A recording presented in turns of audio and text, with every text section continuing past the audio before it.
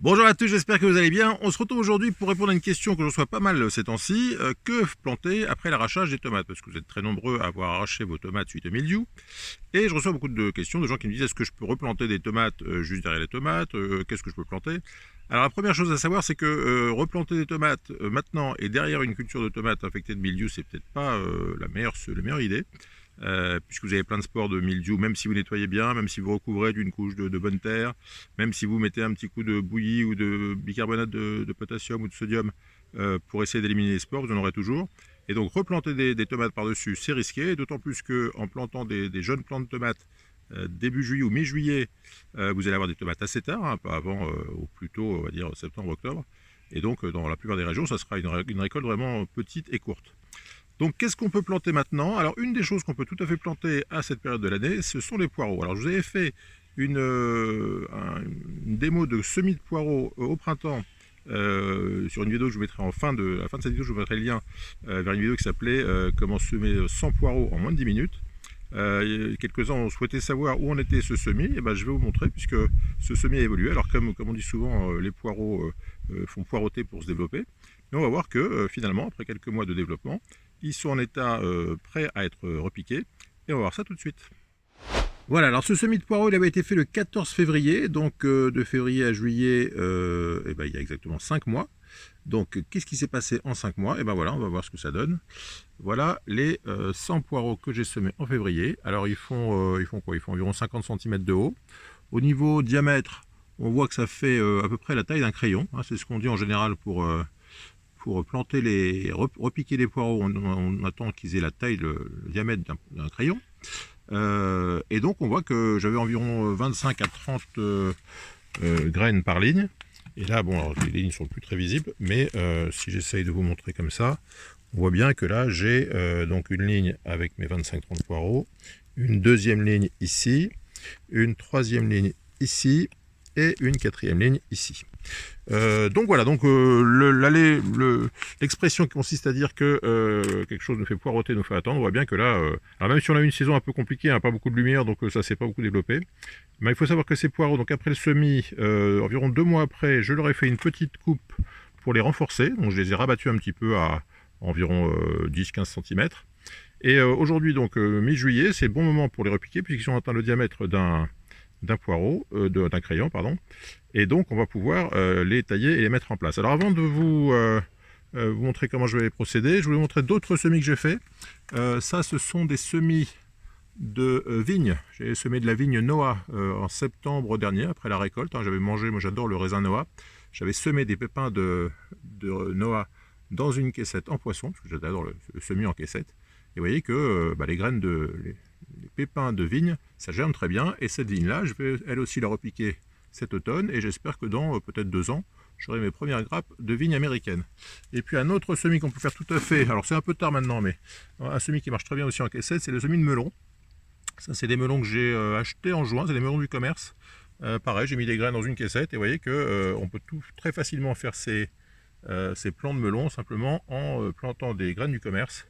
Et là aussi, je vous avais fait une vidéo sur le semis de graines du commerce, de melons du commerce, et on avait vu que ça donnait des melons tout à fait consommables, même si c'était pas toujours très fiable, hein, puisque le semis de graines F1, enfin de graines F2, puisque c'est issu de fruits F1, n'est pas toujours très stable, même rarement stable. Mais en tout cas, j'avais obtenu des melons tout à fait consommables avec des graines du commerce. Bref, je reviens sur mes poireaux de mon semis du 14 février. Donc j'avais fait une première taille, ça devait être en avril. Et aujourd'hui, donc je vais sortir ces poireaux de la caissette. Mais avant de les sortir, je vais faire une petite coupe de repiquage. Ils seront plus faciles à repiquer si je les rabats un peu, parce que si j'ai des grandes tiges, d'abord elles vont beaucoup transpirer, et donc il faudra plus les arroser. Et ça sera plus facile à manipuler si j'ai des tiges pas trop hautes. Donc là, je fais une coupe très basique, hein, juste pour les rabattre un petit peu. Alors il faut savoir que si vous n'avez pas fait ce semis récemment, dans les semaines qui précèdent, dans les mois qui précèdent, vous pouvez tout à fait trouver des petits plants de poireaux à acheter sur les marchés, plus des marchés de province que des marchés des grandes villes évidemment, mais moi dans ma région, on trouve assez facilement une centaine de poireaux repiqués pour, alors ça dépend les marchands, mais c'est entre 3 et 4 euros les 50 poireaux. Et bon, donc moi j'ai fait mes 100 poireaux avec un sachet de graines à 29 centimes. Donc vous voyez que c'est quand même assez économique. Voilà, donc j'ai rabattu les plants à environ 20 cm. Et puis là, il ne va plus me rester qu'à les sortir pour les repiquer. Mais ça, je vous ai déjà fait une vidéo sur le semis enfin, la plantation de jeunes poireaux en été. Donc je vous mettrai le lien juste après. Mais voilà, donc c'était juste pour montrer ce que donne un semis de poireaux de 5 mois.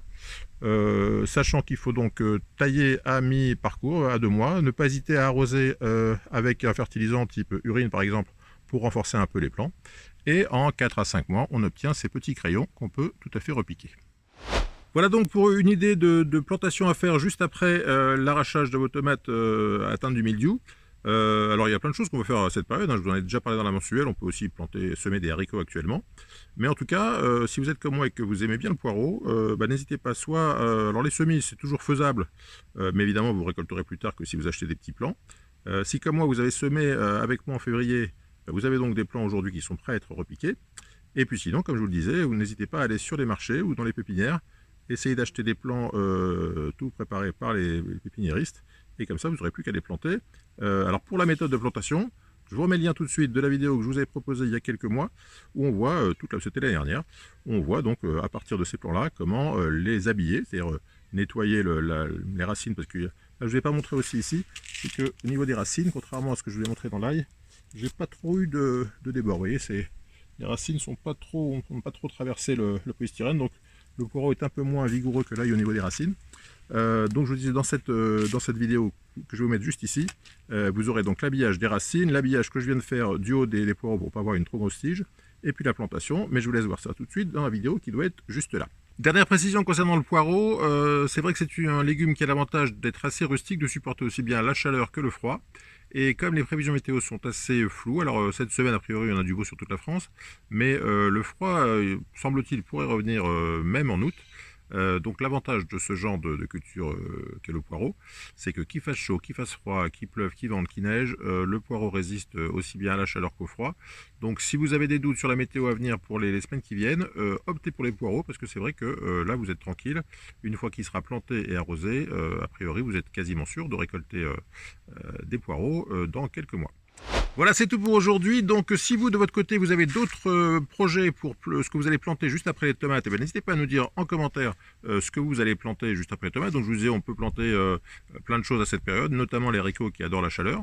Enfin, faut pas trop tarder parce que vous commencez à être tard dans la saison, et si vous êtes dans les zones où il fait froid assez tôt en automne, faut savoir que les haricots c'est environ 2 mois avant de récolter. Donc à vous de vous caler, de ne pas semer trop tard. En tout cas, n'hésitez pas à me donner des idées, à partager vos idées de semis, de ce que vous allez planter juste après les tomates. Comme ça, toutes les personnes qui verront cette vidéo et iront voir les commentaires auront peut-être de bonnes idées pour savoir quoi planter, quoi semer à cette période de l'année. Voilà, c'est tout pour aujourd'hui. J'espère que cette vidéo vous a plu. Si c'est le cas, n'hésitez pas à mettre un petit pouce bleu. Si vous avez des questions, des commentaires, comme je vous le disais, c'est juste en dessous. Et si vous n'êtes toujours pas abonné à la chaîne, je compte sur vous pour nous rejoindre très vite. A très bientôt pour de nouvelles aventures. Bye bye.